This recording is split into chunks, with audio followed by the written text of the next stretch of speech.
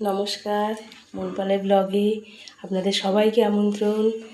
আজকে আমি রান্না করব দুধ শুক্তো, সেটাই একটু আপনাদের সবার সাথে আমি শেয়ার করছি। এই দেখো, আমার শুক্তো সব সবজি কাটা হয়ে গেছে। পেঁপে, শিম, আলু, সজনে ডাঁটা, কাঁচকলা, বেগুন, উচ্ছে এগুলোকে প্রথমে একটু সেদ্ধ করে নেব। শক্তগুলো যেমন পেঁপে, কাঁচকলা, আলু, সজনে ডাঁটা সেদ্ধ করে নিলাম। সেদ্ধ বসিয়ে দিয়ে এদিকে ততক্ষণ একটু রাঁধুনি ভেজে নিলাম। একটু লাস্টে দেবো। এখানে মশলা দিলাম সর্ষে, পোস্ত, আদা আর মৌরি, এটা একসাথে পেস্ট করে নেব। এদিকে আমার সেদ্ধ হয়ে এসেছে। এই দেখো, আলুটা সেদ্ধ হয়ে মানে পুরোটাই সেদ্ধ হয়ে গেছে।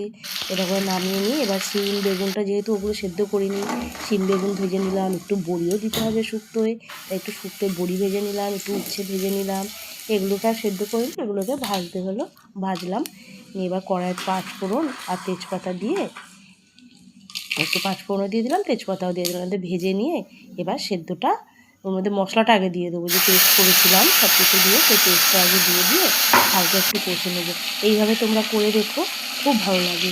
এই সেদ্ধ সবজিটা এবার দিয়ে দিলাম। খুব বেশি তো মশলাটা ভাজতে হবে না, হ্যাঁ। দিয়ে এর মধ্যে অল্প হালকা, যেহেতু সর্ষে রয়েছে, অল্প একটু হালকা ভেজে তার মধ্যে দিয়ে এই দেখো, এবার ভাজা যেগুলো বেগুন, শিম, বড়ি, উচ্ছে সব এগুলো এর মধ্যে দিয়ে দিলাম। দিয়ে একসাথে সব এবার সেদ্ধ হবে। এইবার আমি এখানে নুন দেবো, নুন আর মিষ্টিটা এবার আমি অ্যাড করব স্বাদ মতন।